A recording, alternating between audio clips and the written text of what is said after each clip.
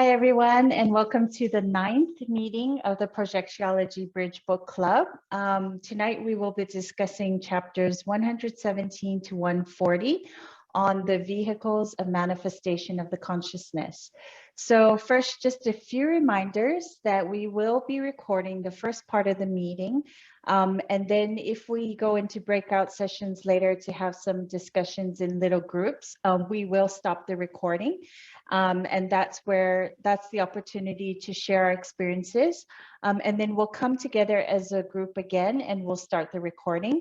And Kim will present the technique for the month and as well as close the meeting. So during the meeting, you can either use the raise your hand function in Zoom if you want to say something or ask a question. You can also put it in the chat or simply unmute yourself and start speaking.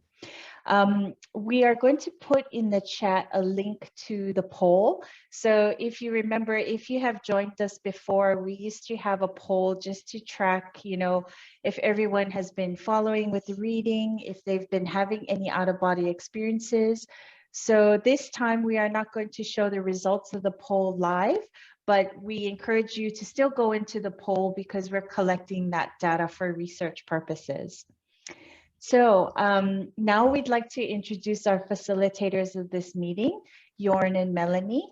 Welcome, Jorn and Melanie. And before I hand it over to you, we would like to just present your bios to everyone. So Jorn was born in Germany and moved to Brazil in 2012 and lives on the CIEC campus in Brazil, in Foz do Iguaçu. He came to know Conscientiology in 2006, has been a apprentice practitioner since 2009 and a volunteer since 2010. He started teacher formation with classes in Germany in 2012, renewed and finalized them in Brazil in Portuguese in 2016. Jorn is a graduate engineer and certified project manager and now works as a German teacher. Melanie was born in Austria, lived 10 years in Finland, where she completed her teacher formation and has worked as a project manager for educational publishers. She has been a volunteer since 2012, a conscientiology teacher since 2016, and a Pinta practitioner since the beginning of 2021. She is now working as a senior consultant in an educational technology company. So welcome Jorn and Melanie and everyone here, and I'll hand it over to you. Thank you very much, Michiko. Thank you very much for the opportunity to have here with you all the debate of the Bridge Club. And for Melanie and I, when we started to prepare the slides, we were thinking about the last time we had the meeting 4 weeks ago, and we perceived that everyone in the room had so many experience, and we felt that there is a necessity to open more space to share our experience and to profound the concepts we will bring. So we did some slides, on the one hand, the concepts, and on the other hand, some citations from Waldo, which we think are interesting to go for a debate. And I also will share some experience of myself to motivate you to do it the same. So I will change, could I start to share my screen? Yes. You can see it? Yes, we can see it. Good. So let's start.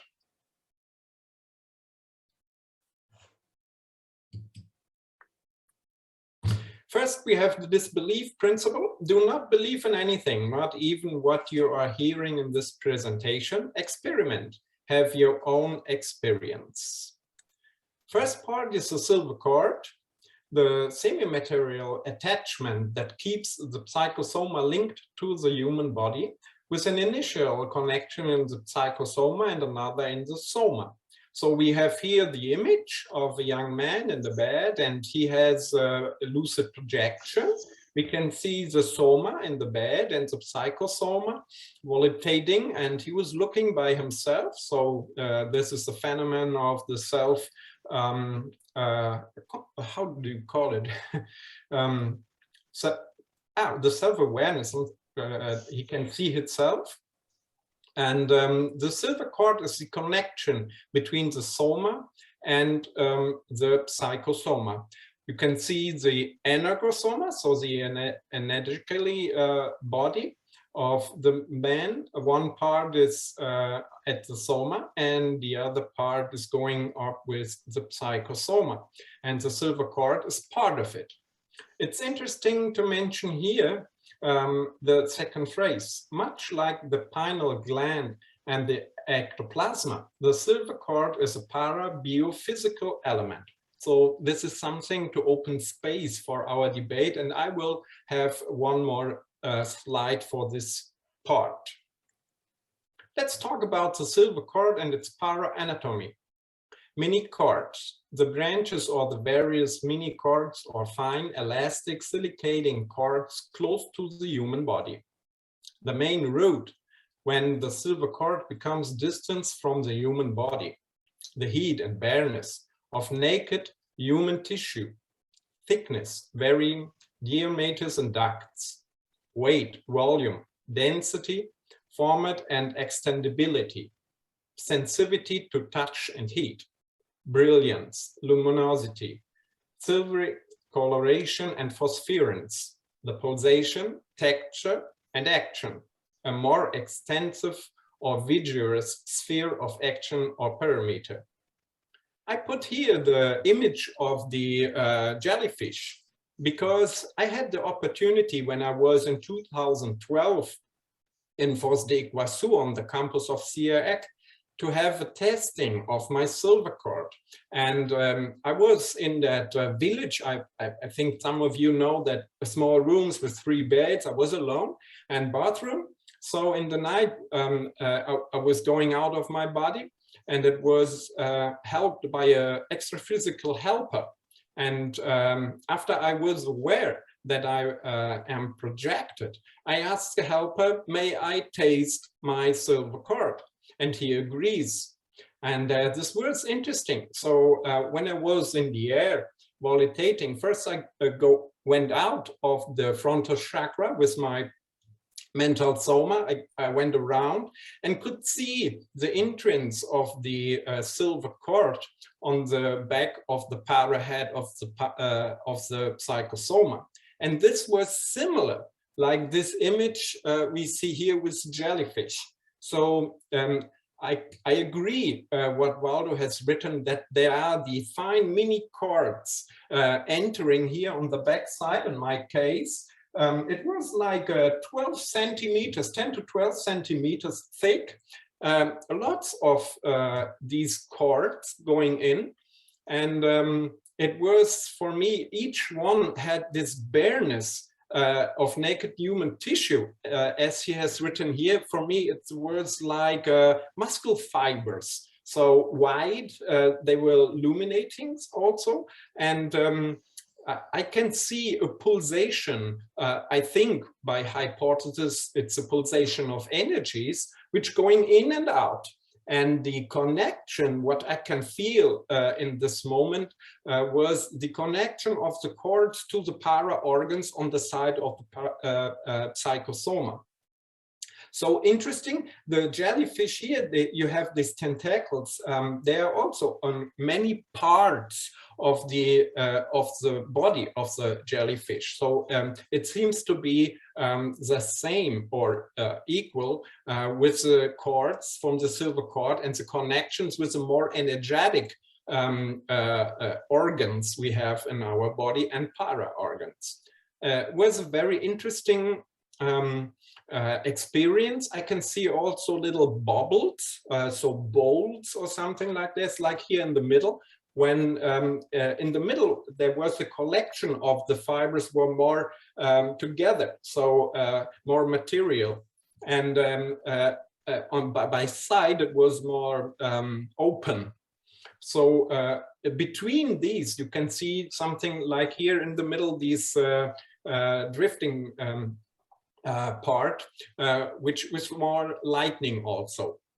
When I took my para finger, I could touch the cords. So interesting was, I was very slow to now realize reduction of the silver cord. And I was going into that fibers, and they were very smooth. I can feel they are wet, and they give space for entering. So it was for me similar than these tentacles in water from the jellyfish. And when I came in, the resistance of the cords and the water gives space to enter with my finger into the silver cord.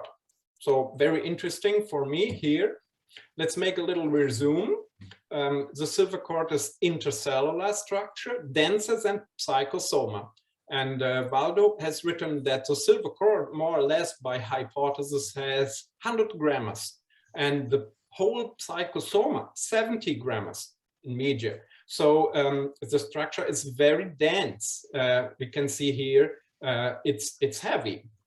I talked about the single cords with countless connections, and it is individual a difference. So we have, for one, it's entering in the para brain on the side, on the nuchal chakra from the psychosoma.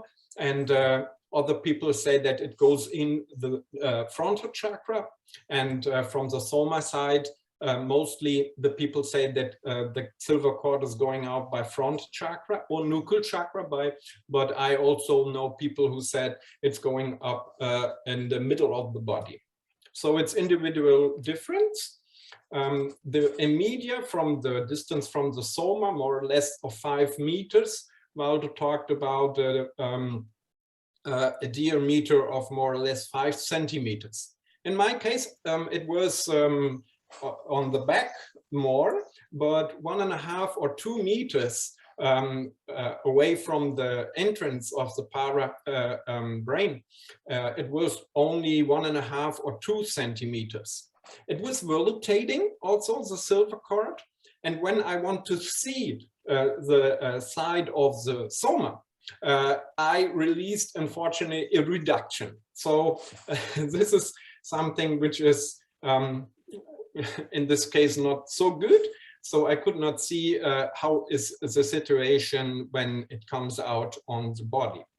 The connection is by medulla, pineal gland, and vital centers of organs. And I show here for you the medulla. This is the end of the spinal column, and between the spinal column and the pineal gland, there is a connection from the side of the soma of the silver cord. So paraphysiology of the silver cord. Properties: the silver cord has an infinite capacity for extension. It maintains an average range of a greater power of action of approximately 4 meters from the human body center of physical brain. So this is what I felt. I was sucked back when I came a little closer. Isolated, the silver cord also departs from the human, from the harmony of the holosoma alone, without the psychosoma. This is interesting. So the silver cord can have a movement by itself. The exteriorization of the holochakra, or nowadays we call it energosoma, is always partial. Very interesting when I remember the phenomenon of traveling clairvoyance. I had in mind that traveling clairvoyance could be in practical mentioned by the psychosoma or by energosoma. So when one part's going out and coming back. Very interesting point here. And third, conductivity. The conductivity characteristic of the silver cord transporting energy from the human body to the psychosoma during lucid projection is more intense in the vicinity of the dense body than at distance of hundreds of miles from same. So this is interesting also when we think about the assistance and when we have the ectoplasma on producing on the side of the enagosoma. So how could be the transporting of energy far? It's not easy by the silver cord. It's not so possible. So it's for the assistance part when we have a projection, for example, to help in some barotropospheres.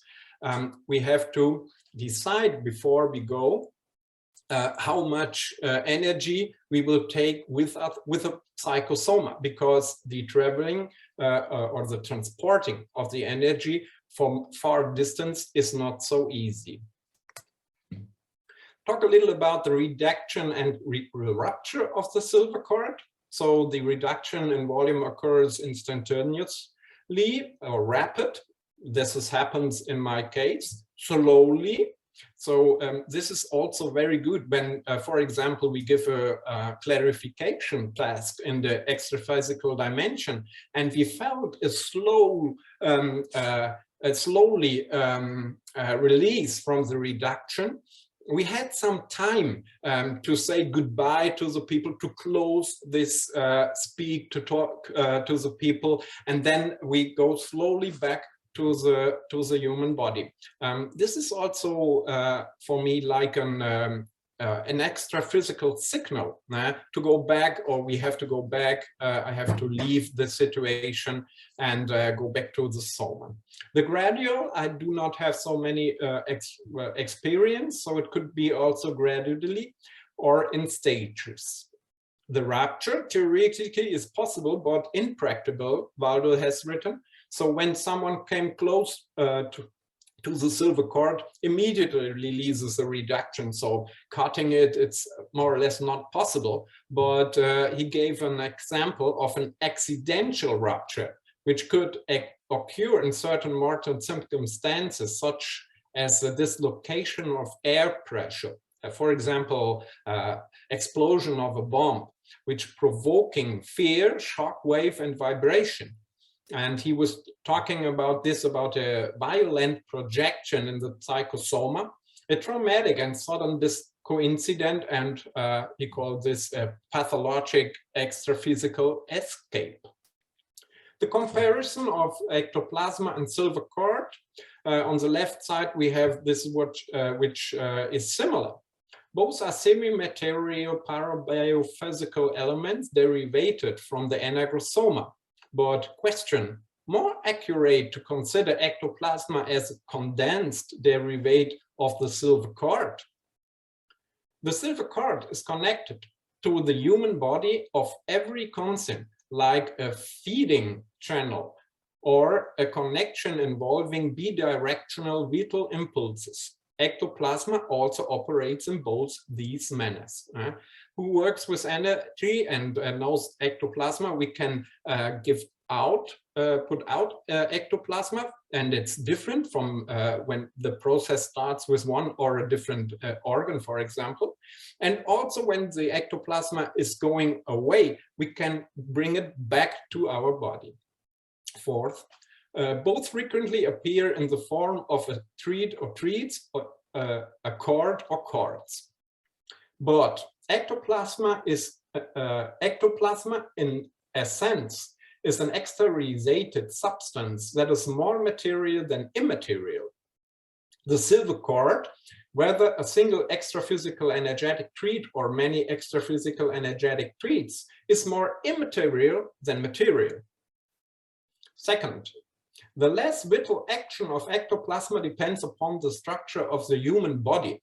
So when I say the difference, for example, of the process when the process started in the stomach, for example, for more heavy ectoplasma in my experience, or a different one for a different opportunity. The more vital action of the silver cord always affects the structure of the psychosoma. So this is a difference here. And of course, the features of both are completely different. So I pass now to Melanie with a part of the psychosoma. Okay, hello everyone. Thanks, Jan, for the first part. It's very interesting. I unfortunately do not have such interesting experience with the silver cord, but I would also start poking the silver cord a lot if I would have a chance to experience that. All right, but let's go from the silver cord to the psychosoma and its paraanatomy. I have also, like in my slides, just put some things that I found interesting or some things that kind of summarize the chapter. I will not read through all of it specifically because I would like to give also some more time for discussions and reflections.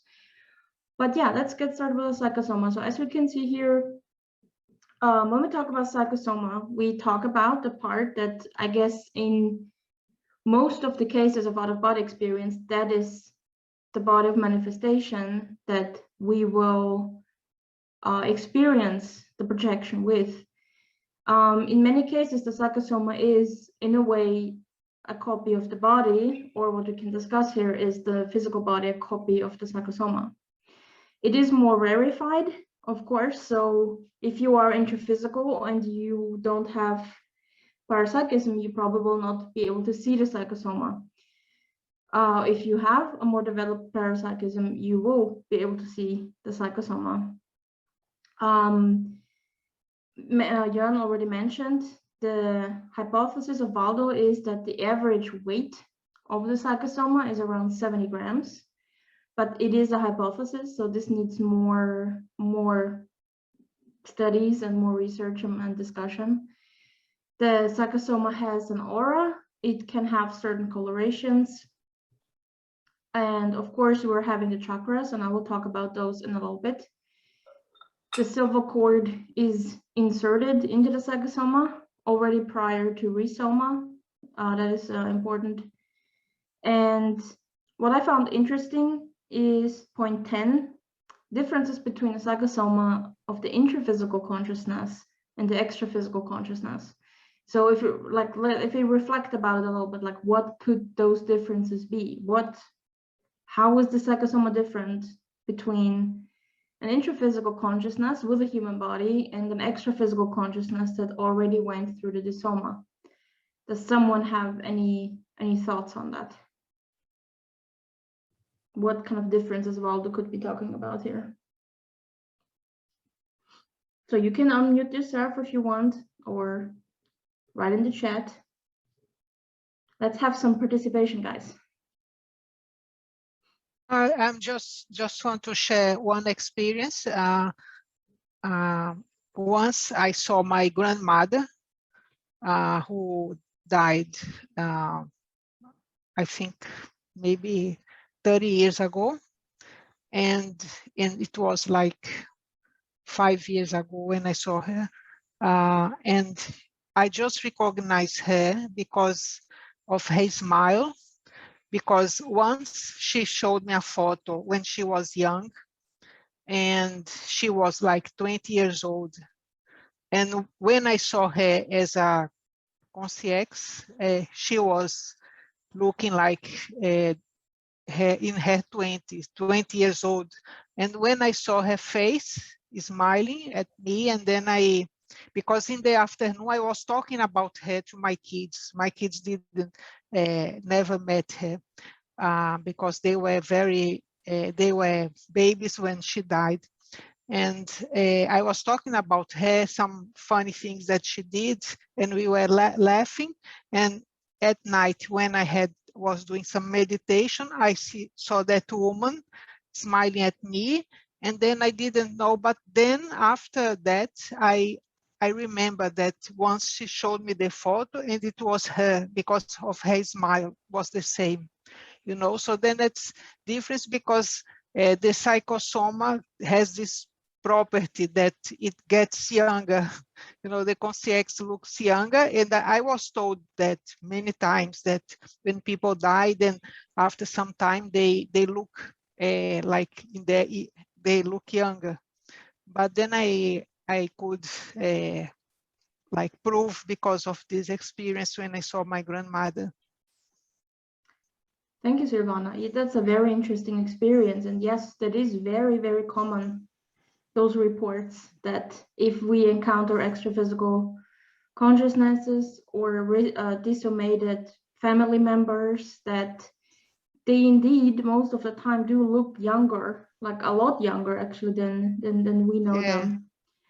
And this is interesting because it's like, technically we can, with the help of morphothecines, we can shape the psychosoma as we want to. So there have been cases and experiences where extraphysical consciousnesses completely like transformed themselves. Like it maybe was like a consciousness that always was male, but then suddenly it appeared as a woman. So it is like the morphothecines, we can do anything with a psychosoma if we have the lucidity. But yes, most of the time we do look younger, because if you think about it, the physical body that we age, that we look older, that is a condition of the physical body, because the psychosoma does not age. It does not have age. It does not have, like, it doesn't get natural wrinkles like the physical body does. So it is just a change of appearance in the physical soma. And why would we need to reflect that? Maybe very short here.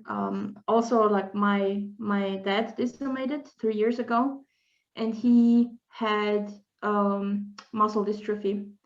So he was really not looking good anymore at the end of his life. So he was very, very like thin, and the bones were like, you could see the bones everywhere, and like very wrinkly, and just like a body that was sick for a long time. And my mom and I had extraphysical experiences with him independently of each other. And she saw him shortly after the soma, and she said that he looked in a really poor condition extraphysically.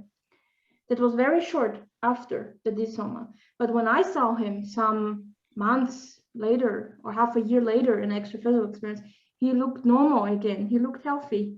So he had recovered himself extraphysically and kind of shed this appearance of illness and things like that. And he was more of himself again, looked more himself, looked younger, better, and healthier in the psychosoma. So of course, an intraphysical consciousness that might be sick or something, the psychosoma might reflect that kind of appearance if there are some problems. But an extraphysical consciousness, in a good case, there's not always the good cases, we know that there are sick extraphysical consciousnesses as well.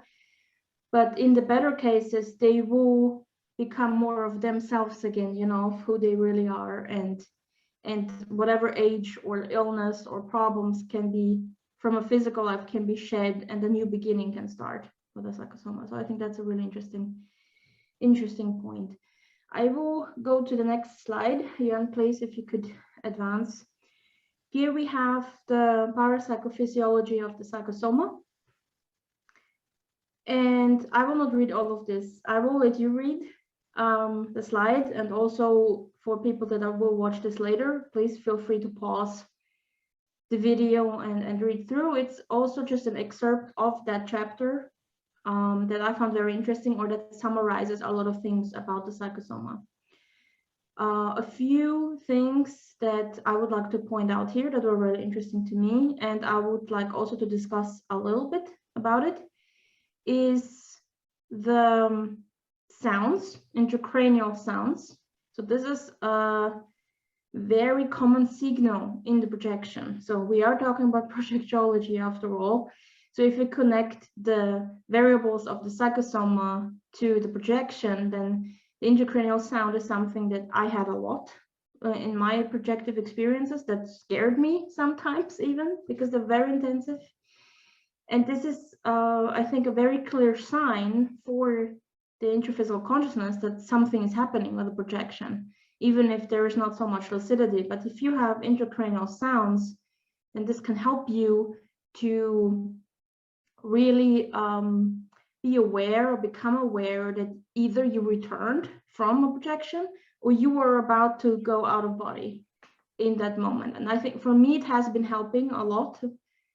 Like I had intracranial sounds before I got to know Conscientiology, and I was very scared. And then I had them afterwards when I already knew a little bit better what was going on, and then I was not scared anymore. I could actually use them as a signal, like that variable of the psychosoma, I could use it to go out of body, you know, to facilitate the process of detaching from the interphysical body. Then paragenetics is a topic that needs its own lecture because it's very interesting. But yeah, the psychosoma is related to paragenetics and of course also genetics and the growth of the human body. For example, you can really start identifying your paragenetics when you start doing past life research, or if you have some recognitions of past lives. And it's very interesting then when you see, oh, this feature or this variable or characteristic I have, they are from a paragenetics. This is not genetic, like of course it's genetics because genetics is a reflection of paragenetics, but it is very interesting to see, oh, I looked very similar in past lives to how I look like now. And, you know, 3 lives ago, I did not have the same parents. So this is, it's very interesting. And this can tell a lot about past lives and the evolution of your consciousness. And also here, I would like shortly to hear of some experiences. Did any of you have intracranial sounds, or what have you understood with paragenetics? Could you identify some things, or any of the other points here? This is just 2 things that stood out to me personally because of my experience. But please, let's talk. I see that there was some chats here. Would you say, Melanie, it's Kim here, would you say, because I noticed somebody in the comments said that intracranial sounds can happen in the soma as well, and I guess the way I haven't actually experienced intracranial sounds myself, but from what I understand, it's kind of it happens while you often still have the body awareness, so you're in the soma, but it relates to the psychosoma, sort of the process of leaving, the exteriorization. Was that your understanding, or do you have a different perspective? I have experience with both ways, so in both directions. For me, it was, again, this is something very individual as well, like the silver cord experience with it. For me personally, before I got to know Conscientiology, I heard very loud, like gunshots, like really, really loud, that completely, like I sat up in the bed and I literally felt there was someone shooting in my bedroom in that moment. And before I knew Conscientiology, this scared me so much. And every time I woke up from that, I got startled, because that literally was what woke me up. I was not lucid in the moment before this intracranial sound happened. So basically I was kind of lifting off, probably. I had just fallen asleep, because this was always after the hypnagogic stage for me. So I fell asleep and I was just kind of drifting off and going into a deeper sleep phase, and then boom, like it was a physical sound, or I thought it was a physical sound. But like at some point I was sleeping over at my grandma's, and my mom was sleeping beside me in the bed, and she was not waking up. So in that moment I knew this was not a physical sound, but for me it was physical. It was so loud, but obviously I had not heard it physically with my ears, so it was an intracranial sound that happened. So that sound specifically of like a gunshot or a sudden loud boom, that I associated for me with lift off, the moment when the psychosoma really like starts detaching.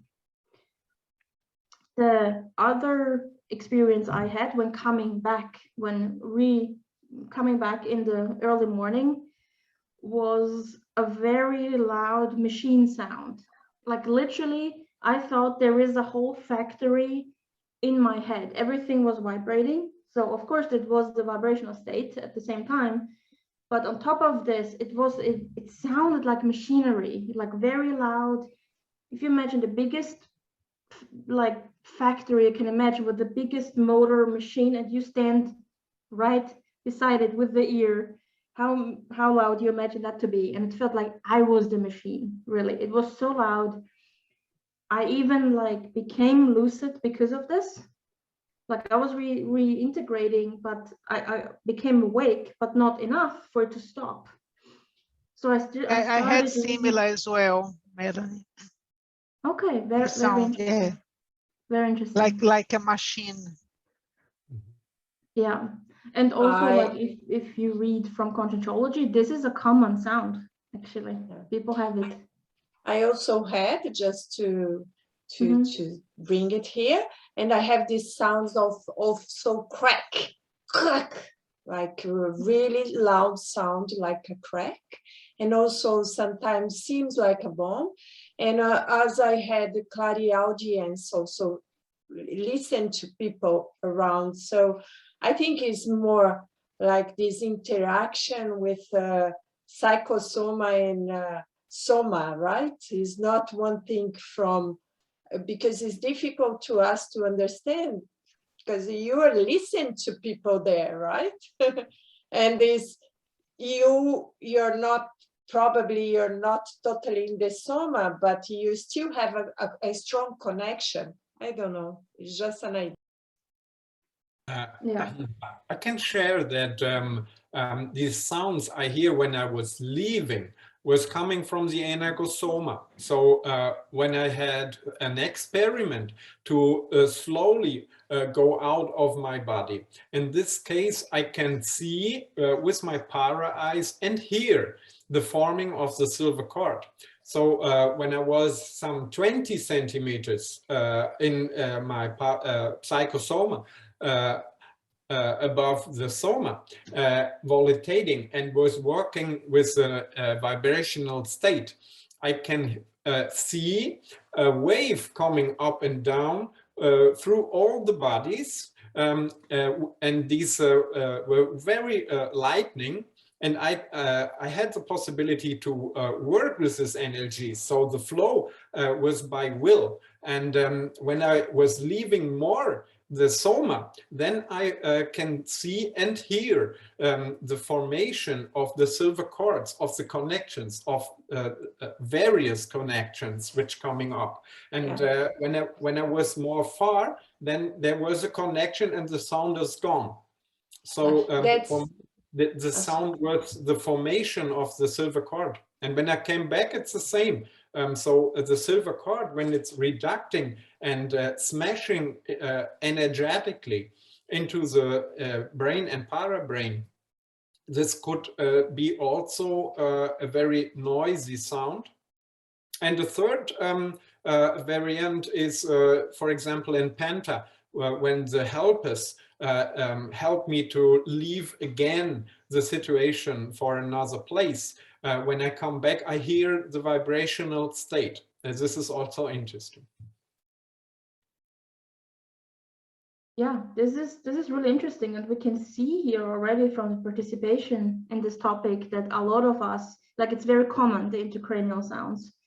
And if we start recognizing this and starting to understand the process, because I was very afraid when I was a teenager, I had no idea about extra physical realities. I was very scared to the point of like being annoyed, because sometimes I would hear the boom sound 3 times in a row. I would fall asleep, boom, I would be scared. I would fall asleep, boom. So it was like hours I could not fall asleep properly because I constantly kept like leaving the body basically without knowing. So, but now understanding this, we can utilize it to, oh, I recognize the sound, it's very loud, sometimes it's unpleasant, but this is an out-of-body experience is about to happen. Let me try to stay lucid. Let me try to work with my energies. Let me try to really take the opportunity of what is coming here. So Jan, if you could please go to the next slide. Let's speed up a little bit here. Chakras. So if you're talking about the psychosoma, if we're talking about silver cord and energies, we have to talk about chakras because that is all, it is all connected. Here, just a very quick summary again. If you're talking about chakra, what is a chakra? What are the main chakras of the body? So we have the corona chakra. Here we have the frontal chakra, we have the laryngeal chakra, the cardio chakra, umbilical chakra, splenic chakra, and sexual chakra. Those are the main chakras, but obviously we have a lot more in the body. We have the secondary chakras, for example, palmar chakras and the chakras on the soles of the feet. And then we have, well, according to Waldo, there's like thousands and thousands of very small energetic connections in the whole body. So if you think about acupuncture and meridians and things like that. So it is a whole system of chakras. Those are not isolated. They are working with each other, of course, and with the psychosoma, they are having a big part in the facilitation of projection of an out-of-body experience. So if like a lot of the chakras are blocked, then our energy flow is blocked and we might have difficulties to detaching from the body. And even if we detach, we would struggle with lucidity. So I think, at least for me, I know that. I know that sometimes like, oh, I'm about to leave the body. I'm getting really excited. And then suddenly lucidity is lost. Because maybe I did not work enough with energies in that moment. I could not verify my energies enough to like keep the lucidity. So if we're talking about projectiology, we're talking about energies. We're talking about the psychosoma. We're talking about a lot of different moving parts that are working together.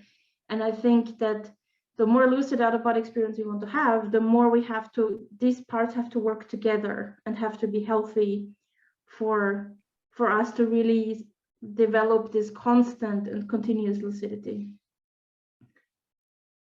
Here, maybe a very short question also, like, what are your experience with the chakras? I would like to start very quickly with my first ever experience.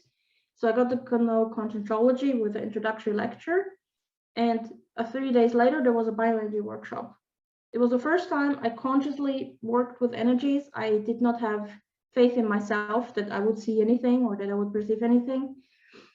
But it was just right there in the first exercise where we had to kind of observe the instructor.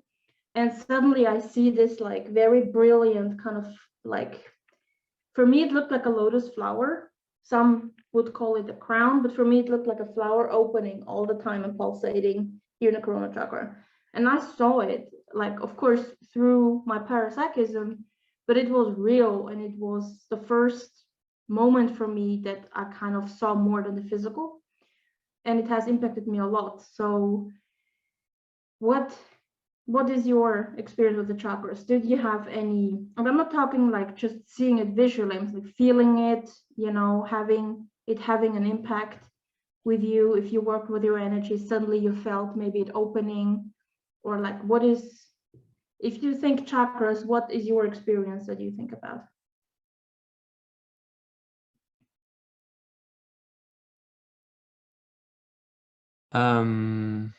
Yeah. Do you hear me? Yes. Yes. Okay, great. In my experience, chakras are linked with the soma in the way that when you are in a non-equilibrium state with the soma, like in a disease, your perception, parapsychic perception, are blocked, or sometimes really you don't have the same access to energetic perception of chakras. And the second thing is the first time my frontal chakra here got open, well, it was like a psychedelic experience because for a few seconds, all the environment comes with more colorful movement. So it was kind of like a drug. It was kind of strange, but then it stopped. But yes. Yeah, that's very interesting, because if we think about, we can sense, or we're talking about senses, right? Seeing things or hearing things, which are actually like physical sensations, but we can, like, it can be a visual impact that we have from the energies. It can be a touch impact, you know, like that you feel it kind of. One time my frontal chakra unblocked and I literally felt like something is coming out of here. I was like literally like putting my hands here and I felt, what is happening?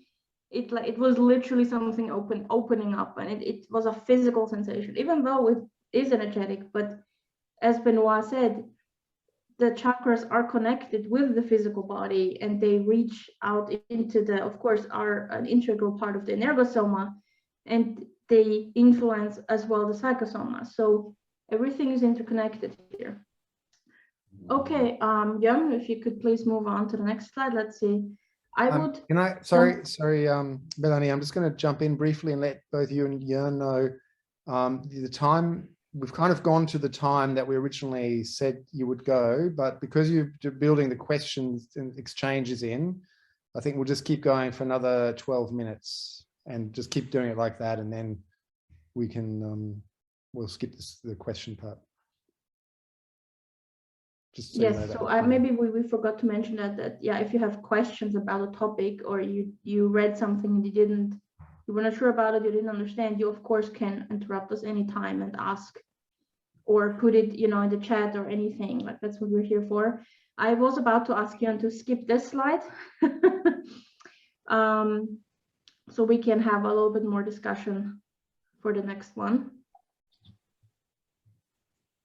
Because I read this and I felt like literally Waldo was like looking at me like, yeah, this is relevant. It's the theory of interchakra relationship, and we talked a little bit about it, that how certain chakras influence each other, and how certain chakras are related to experience. So the laryngeal chakra is related to communication, you know, the cardiac chakra is related to emotions, and so on and so forth. And in the second half of that chapter, theory of interchakra relationship, Waldo started talking about isolation and solitude, which hit very hard because we in Austria here are going into the next lockdown on Monday now. We have a lot of high numbers here. And somehow I think all of us have experienced isolation to some degree in the last 2 years. And what he mentioned in the last paragraph is something, it was a good reminder for myself, and I think it's a good reminder for all of us. And this is maybe how I want to kind of leave my part here in the presentation, to talk a little bit about, are we really alone, even though we're isolated at home, when we are talking about a multidimensional reality? And here, the last part, evolution, I would like to read this and then open for a short discussion. The relationships of humans via the laryngeal chakra derived from the accumulation of physical experiences need to be substituted by clairvoyance, parapsychism, via the frontal chakra through the accumulation of physical, extra-physical experiences. Only this intra-parapsychic evolution allows the individual to guard against chronic solitude or social isolation, one of the causes of premature death of a human being, thereby expanding his or her so-called interdimensional or multidimensional relationships. And this is the key word, I think, here, that we have way more friends, we know way more consciousnesses and people, we're connected with way more consciousnesses than we know in this physical reality, in this physical life. And maybe the pandemic isolation gives us an opportunity to form or recognize multidimensional friendships and multidimensional relationships. And I would like to open this for discussion. What do you think about this? Are we truly alone if we sit alone at home reading Projectiology? Not at all. I mean, Yeah, what comes up for me is, oh, sorry, Silvana, you gonna add something? No, you go. I was going to say, I mean, what comes up for me is that it's a tricky, it's a bit of a dichotomy, because I think we are human beings. And so even though I think, you know, when we start having multidimensional experiences, we know that there are people around us. We can connect with the helpers, especially if we attune ourselves to it. You know, if we're doing energy work, if we're connecting with like reading Projectiology or a similar kind of work. I mean, that always, for me, creates a really strong and often tangible connection with helpers. But we also have human physiological needs, just like touch, human touch, I think I don't know that you can fully replace that, or for most of us, maybe some people can, right? But I think for a lot of us, I'm not sure you can fully replace that with your extra physical friends. So yeah, that's a good thing that you're saying, Kim. But you know, I just saw there is this program that the guys go and live alone. You know, he's from, I think it was from German, and he went too far away to live a monge life alone with the food, and he cannot talk with people. He can only get in, no, he starts to talk after, but he lives isolated. I don't know how he did it, but in some way he was talking about his connection. It's not the way to live. I think for us that we are evolved, is much better to have this interaction. But how much are we prepared to just live alone also if I need to, you know? And as you said also, how much can I be productive when I'm reading and having this connection, you know, and everything? I don't know if I think I can for a while, but yes, I am not in that position. I cannot say, because I'm not totally alone. I'm living with someone and I have animals, but I don't know if someone had this experience of being totally alone. Yeah, I don't believe that anyone is totally alone, you know, alone in terms of physical, but we know that the conscients are everywhere, you know, and you attract Yeah, conscients. the problem is you can feel being totally alone, because there is a physical, the fact that you are alone in your apartment or your house. But the second thing is you can feel alone in your problems and in your physical health issues. And when you combine all of that, you can like the same thing, like I said, between the chakras and the parapsychic abilities. You can the fact that you have access to extra physical consciousness or stuff like that will be a little bit blocked by the psychological and physical distress. So you really can feel for a long period of time deeply alone, even if you know that it's not the case. So it's my experience. And it's just interesting to know, in those moments, the people usually have extra physical intruders with them, and they're actually exacerbating that feeling of aloneness and desperation and despair and so forth. And so it's kind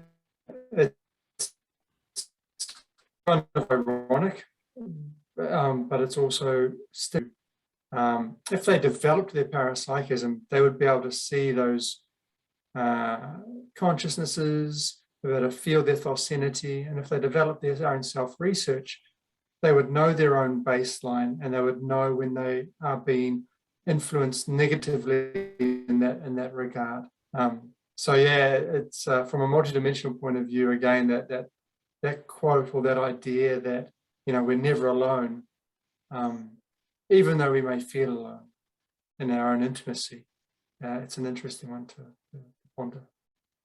Yeah, and it happened to me like if I'm thinking about, I'm by myself and I'm thinking about something that happened, and I'm not thinking about conscience or anything. I'm thinking about something that happened in normal life, and then comes that voice, you know, saying, showing me, or even showing me a scene.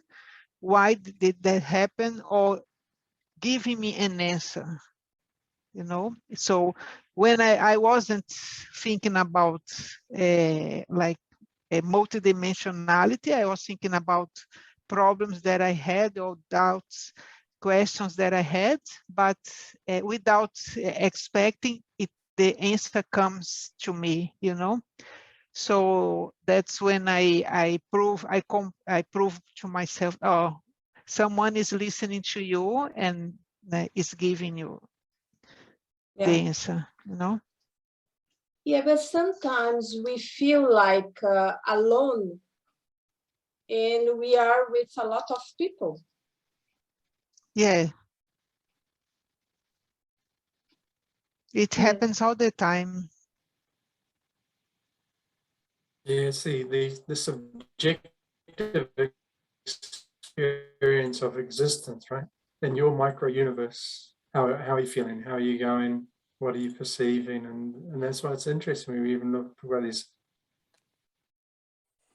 Yeah, About definitely. chakras in terms of I think, Jeff, your internet connection seems, I think Magali's got all the doors internet of perception for the non-physical.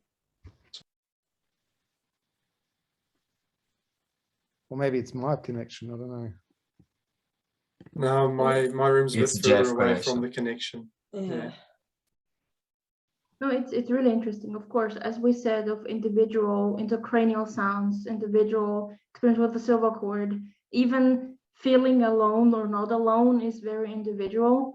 But I think that for the first time in a very long time, the whole world in some way is sharing some feelings of social isolation. I think it's important to, if we are studying multidimensional reality, I think it's good to keep in mind that we have friends in the extra-physical dimension. And we have, if we're thinking about the evolutionary group, they are not all resonated right now with us. Like a very big part of it is extra-physical, and they care for us just the same as we care for them when we were with them, maybe in the intimacy, of course, or for as friends that we have now in our intraphysical life. And I had several experiences where I was extraphysical and suddenly I met someone who I felt so much affection for, and I was so happy to see them. And then I woke up and I was like, who was that? I don't know that person in this life, but it is an extraphysical friend. And we, all of us, have extraphysical friends and colleagues that are here to help us. And with that, I would like to, my part is over in this presentation. I think there's 2 minutes left of the golden cord. So please, Jan. Okay. I would like to do some questions. Not questions, but at least something about Jorn was saying before about the silver cord. And I want to share an experience because I never saw my silver cord, but what I saw was a lot of connection, and that was a lucid projection. And I saw, I went out of the body and I saw like a glue, you know, with lots of filaments, small filaments like this was, and I could see it, but never saw and I went out of my body. I could explore around, I could go to other places, but I never saw actually the silver cord, but wasn't only here, like you were saying and Professor Waldo wrote it, was a lot of those. So I don't know if there is many ways or what else. I don't know what's the difference, you know? Don't know if you can comment or if you have an idea why, you know, the experience of that I have is different? First of all, it's individual. So it's the silver cord itself has individual characteristics, or the characteristics are the same, but how does it shows up to you? This could be very individual. And the other side is about our perceptions. So when we have para-perceptions, we can see something, and the interpretation sometimes is not so easy. And the phenomena can come together, or you have only a clear variance, and this could give an image to you, which is a little different from what you hear from the other people. But it's good to have a goal to have more informations when you go to lucid projection. And so experiment. And the second question is for Melanie. It's about, I don't know if you see, but it's about chakras. I think his chapter was really good. And in the chapter, he says that our cardio chakra and our splenical chakra is in the left side. And he says that probably because the chakras, that shows his hypothesis is that in the left side is more extraphysical, and that the right side is more intraphysical. It's like, you know, more defense, more intraphysical. I thought that was really interesting. I never thought about that. Yeah, I also stumbled upon that sentence. I was like, what? Really? Do I just need to turn on the right side so the left side is like can exit easier when I'm asleep? Yeah, I don't know. I'm not sure what the question was, but I found it very interesting myself. And I think that, as a lot of things, I think it's more of an hypothesis, and as we say, don't believe in anything.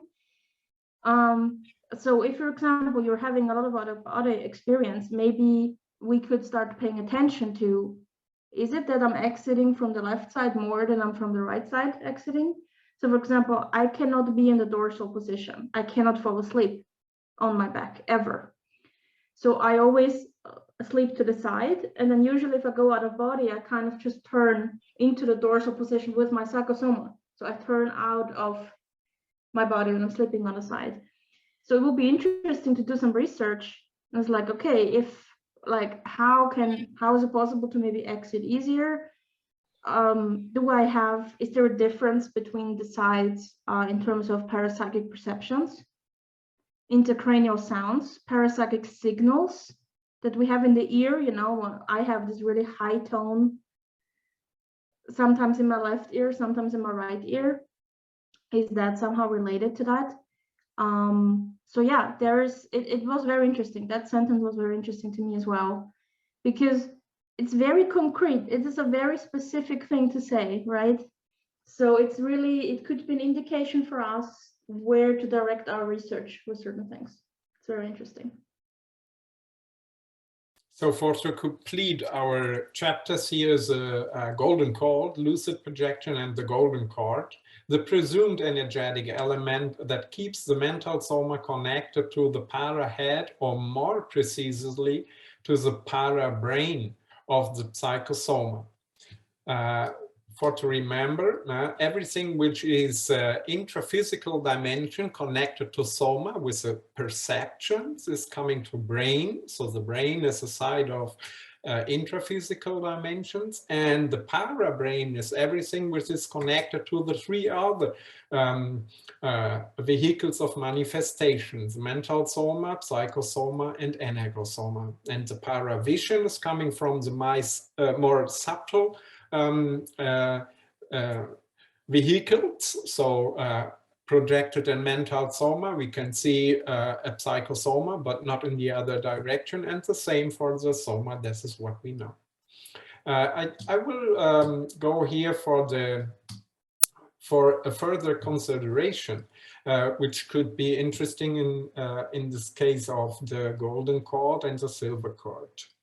Change. In a lucid projection, one never knows when the silver cord will completely disappear, with only the golden cord remaining, or, in other words, when a consensual projection in the psychosoma will end, and a consensual projection in the isolated mental soma will begin.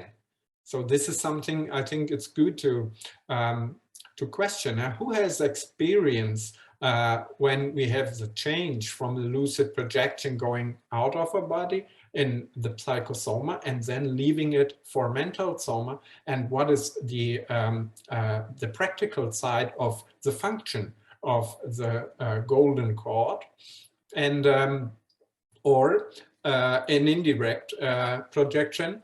So when the mental soma was alone and the psychosoma stays to the soma and the mental soma goes away, and is there a difference in case of the function of the silver cord?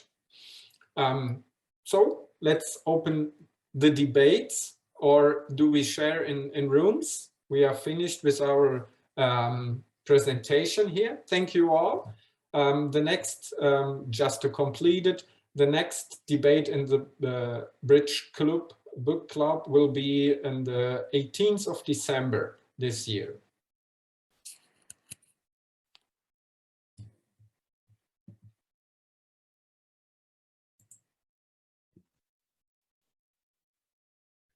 So I pass now to we have Okay. we have about 15 minutes now for either we can go into separate rooms or just a group discussion. What were you think? I wasn't actually quite sure. What were we planning, Magali and Michiko? Were we going to do the breakout rooms? Yeah, we can do the breakout rooms maybe for 10 minutes, and then we come back as a group. Does that sound good? Yeah. Yep. Okay, so I'll start the rooms now.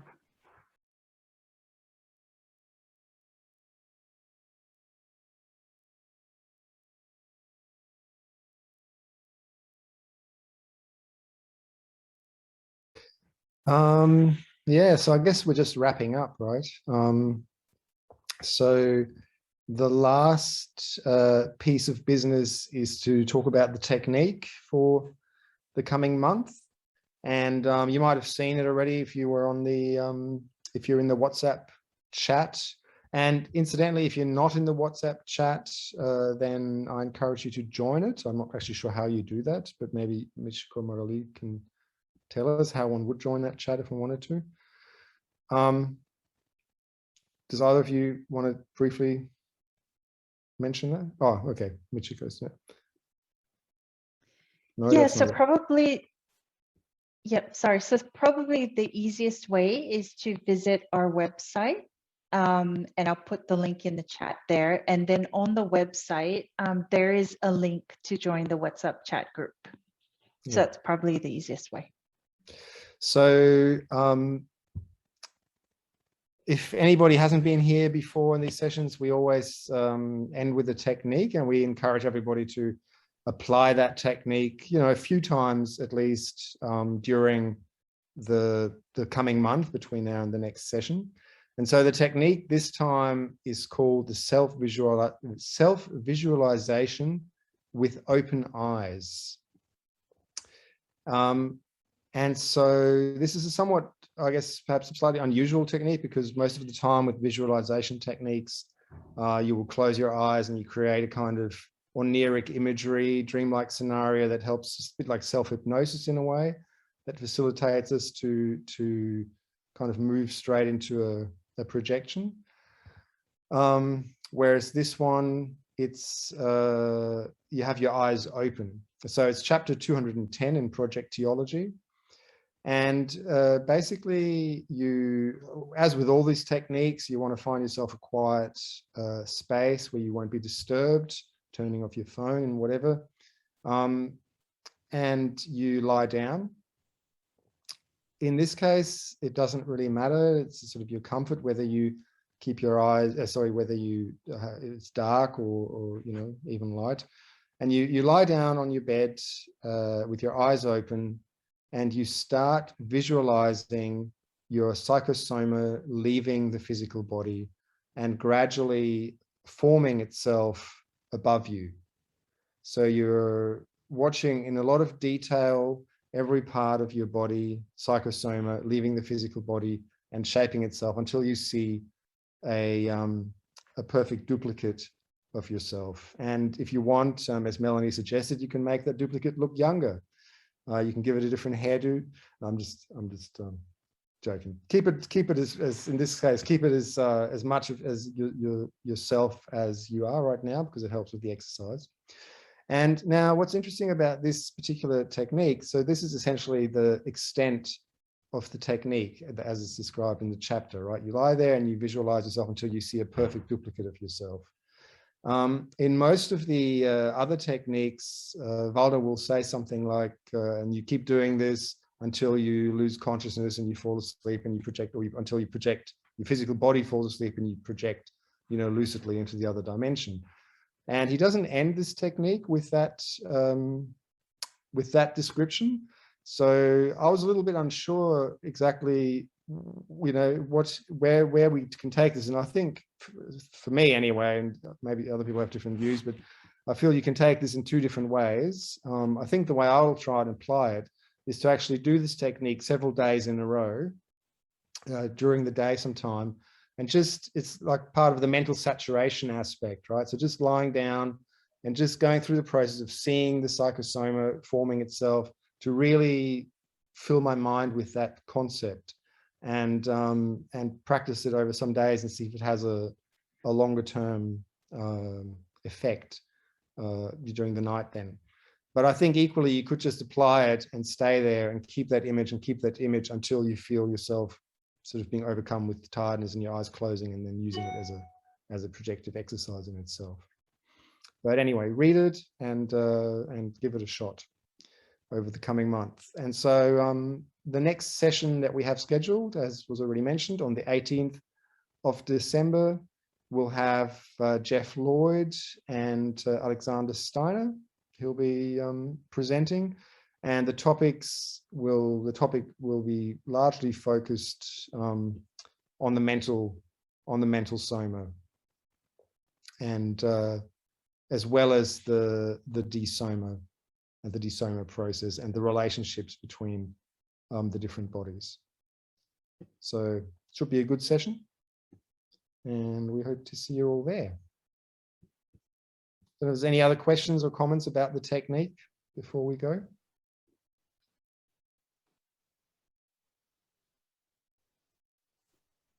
So can I just ask one thing before you end it? Just everyone, I put the link down in the chat. The link is about the poll we were doing in the beginning. So please, if you can answer the link, the poll would help us to our research. Thank you.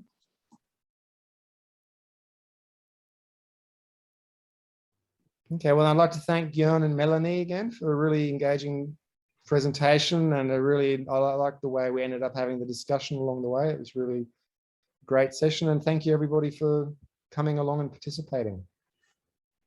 Thank you for the invitation. Thank you. It was great. It was really nice.